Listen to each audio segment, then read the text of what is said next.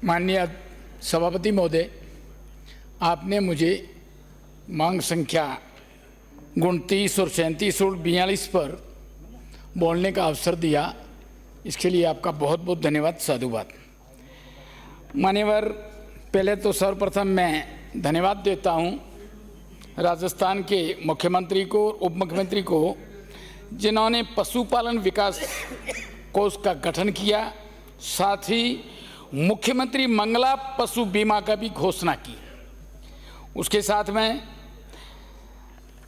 पशु मेले के आयोजन की भी 10 जिलों में घोषणा की और आगे और बढ़ेगा। इसके लिए पशुओं को और वितरण करने के लिए जगह मिलेगी। माननीय, इसके साथ में देवस्थान का आज तक नाम नहीं आया और इस बजट घोषणा में देवस्थान का नाम लिया, इसके लिए आप उनको बहुत बहुत धन्यवाद। मान्यवर, मैं निवेदन करना चाहता हूं कि आज चर्चा हो रही है पशुपालन पर, और विशेषकर पशुपालन पर अपन सब ने ओतप्रोत दोनों तरफ से यही बातें कही कि गाय एक माता है। मैं मानता हूं माताएं अपने इसी आजीविका के जीवन में 3 है। एक माता वो जिसने जन्म दिया है, दूसरी माता गौ माता है, तीसरी माता अपनी पृथ्वी धरती है जिस पे अपन चलन की विचरण करते हैं। इन सबको देखते हुए आदरणीय अपना इंसानियत के हिसाब से ये बहुत बड़ा फर्ज बनता है, क्योंकि मैं राजस्थान के एक रेगिस्तान इलाके के सीमांत जैसलमेर के इलाके का हूँ और वहाँ का आजीवन पशु बहुमूल्य क्षेत्र है और सभी लोग कृषि के क्षेत्र में इतना इंटरेस्ट नहीं था, इतना शौक नहीं था, केवल पशुओं पे ही अपनी आजीविका का हिसाब किताब वो था। आदरणीय, पशुओं में यदि देखी जाए तो अच्छा पशु कहाँ मिलेगा, अच्छी गाय कहाँ मिलेगी, अच्छा ऊंट कहाँ मिलेगा, तो उसके लिए जैसलमेर प्रसिद्ध है। और ये भी नहीं, जब हम एक दूसरे से मिलते थे तो हम कुशलक्षेम पूछते थे, हालचाल पूछते थे। सबसे पहला यही फर्ज होता कि आपका स्वास्थ्य ठीक है, और दूसरा पूछा जाता था कि आपके भविष्य के लिए, आपके बच्चों के लिए धीणा वगैरह क्या है। ये दूसरी चीज थी, ये पूछते थे, इससे ही विकास होता था। मानवों ने कहा है कि अपने जीवन के अंदर आप सुबह मॉर्निंग में दही खाओ, दही से, और शाम का ब्यारू, हम मारवाड़ी में कहते हैं कि शाम का भोजन दुधारू से करो, तो आपको किसी भी प्रकार की कोई बीमारी नाम की चीज नहीं होती। और हमारे इधर तो सिस्टम यही था, क्योंकि हम गायें रखते थे, पशुएं रखते थे, दूसरे भी कई प्रकार के बकरी, भेड़, ऊंट सब रखते थे। तो हमारा जो आजीवन, जो वितरण, जो व्यवस्थाएं सब इस प्रकार की थी। मेहमान आता था तो घी ले जाके देते थे, वो कहता पानी चाहिए, क्या पानी नहीं, घी का लोटा पड़ा पी लो।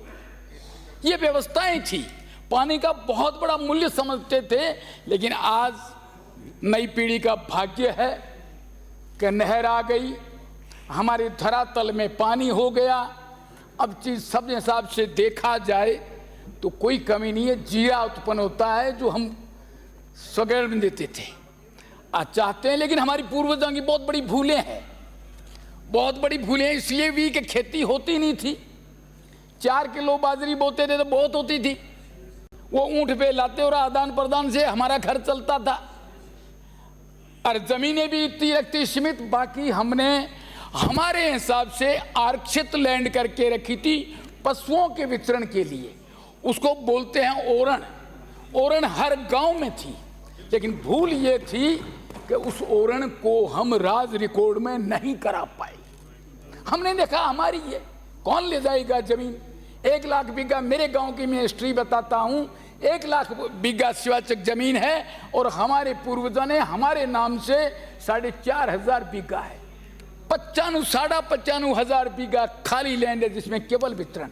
आज व्यवस्था ऐसी हो गई है कि वह पशुओं के लिए भी वितरण को जगह नहीं रही है, क्योंकि सूर्य की किरण केवल जैसलमेर में आती है।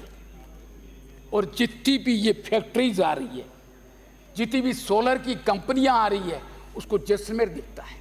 मैं मानता हूं लाइट भी जरूरी है, बगैर प्रकाश के जीवन अंधेरा है, होनी चाहिए। मेरे राजस्थान में भी पूछे, मेरे भारत पूरे में लाइट पहुंचे और हम उसके लिए भाग्यशाली हैं कि हमारे क्षेत्र से जा रही। लेकिन अफसोस है कि जो विचरण का जगह है, श्रवण घास, जिसके घास खाने से थार पार का घी होता है, चाहे आप उसको फ्रीज में रख लो वो जमेगा नहीं, उसके ऊपर मलाई आएगी, दूसरी घी की मलाई आएगी। वो घी लगाने के लिए केवल चिट्ठा लगाना पड़ता है और आपकी आंख में लगाओ, आंख में, नाक में लगाओ, आपकी नाभि में लगाओ, जो बीमारी वो खत्म होती है। वो आज भी विद्यमान है। लेकिन अफसोस है कि आज पशुओं पे उतना ध्यान नहीं रह रहा है, सरकार का नहीं रह रहा है और हमारा खुद का भी कम हो गया। मैं खुद भी गोपालक हूं, मेरे पास 100 गाय है, मैं रखता हूं। आदरणीय, मैं निवेदन करना चाहता हूं कि जिस बाहुबली जैसलमेर से मैं आ रहा हूं वहां हर प्रकार की गाय नस्ली है। मान्यवर, इसके लिए हमारे पूर्वजों ने कहा था, गो रक्षा से धर्म रक्षा और धर्म रक्षा से राष्ट्र रक्षा और राष्ट्र रक्षा से संस्कृति की रक्षा संभव होगी। ये मुहावरे थे। तो आदरणीय, बहुत अच्छी बात की थी। गाय माता के अलावा हमारे पास दूसरा कोई भंडारण जगह ही नहीं थी कि हम रख सकें। मैं निवेदन करना चाहता हूं, विशेषकर जिस हिसाब से गायों का जो वितरण है, गायों की जो सोच है, इस क्षेत्र के अंदर ये आरक्षित लैंड रखी जाए। क्योंकि आज है, गाय को आधा बीघा जमीन देते हो, क्या हम पूरे 12 महीने के अंदर आधा बीघा में गाय पल सकती है, चर सकती है? यदि आधा बीघा में चरती है तो इसके लिए विचार किया जाए।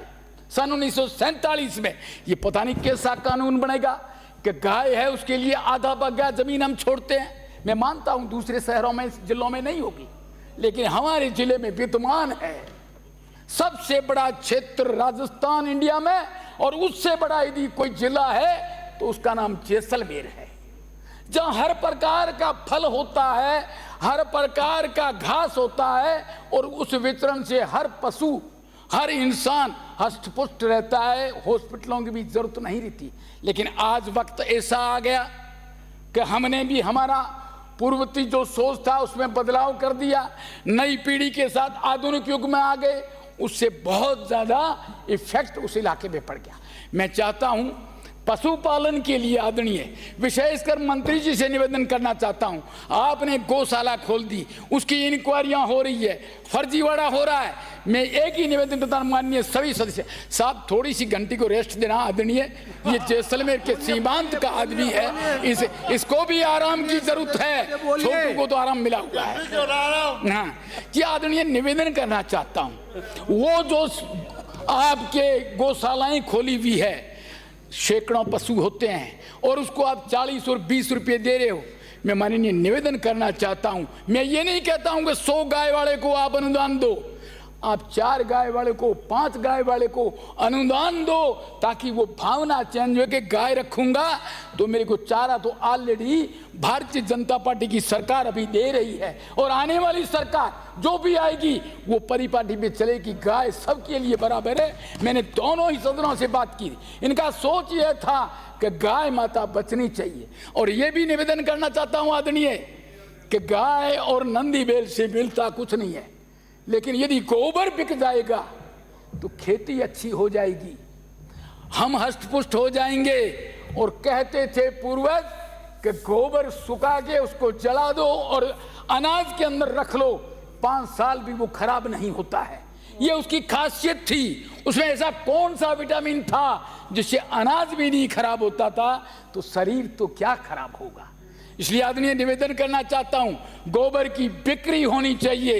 गोबर की बिक्री बगैर गाय आदमी रखेगा नहीं। गाय रखने के लिए उसको कुछ तो आव होनी चाहिए। बगैर आय के गाय कौन रखेगा? एक आदमी तो रख के दो। शहर का आदमी भी एक रख सकता है, चाहे तो नहीं रख सकता, मजबूरी है, चारा लाना है, दाला लाना है, सेवा करनी है, सेवा ही सबसे महंगी है।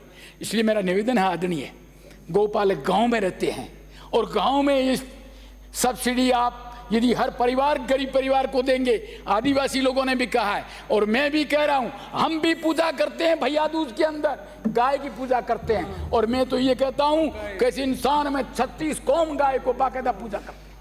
आदरणीय निवेदन है कि इस ध्यान में रखते हुए गाय का विशेष आप ध्यान रखें। दूसरा निवेदन है आदरणीय मंदिर के लिए देवस्थान। आदरणीय 1 मिनट, मैं सीधा आपको बॉर्डर पे ले जा रहा हूं, जहां गढ़ बने हुए हैं, जहां मंदिर बने हुए हैं।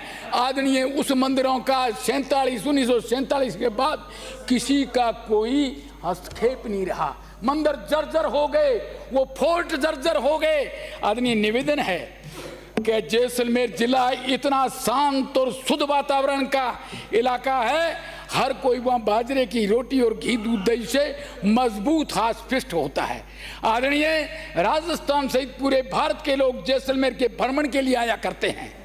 जैसलमेर प्रसिद्ध सोनार किला है, हवेलियां हैं, पुराने मंदिर है, लाखों पर्यटक आदरणीय वहां उमड़ के आते हैं। और ये भी नहीं, पालेवाल के 80 गांव में से थे जो जैसलमेर में विचरण करते थे, वो 47 के बाद आए। आदरणीय मैं निवेदन करना चाहता हूं, बॉर्डर सीमांत की दीवार पर गड्ढे, इसको बोले घोटारू, दूसरा बोले किशनगढ़। धन्यवाद। ये दोनों गड्ढे आदरणीय सभापति महोदय, अंकित नहीं होगा।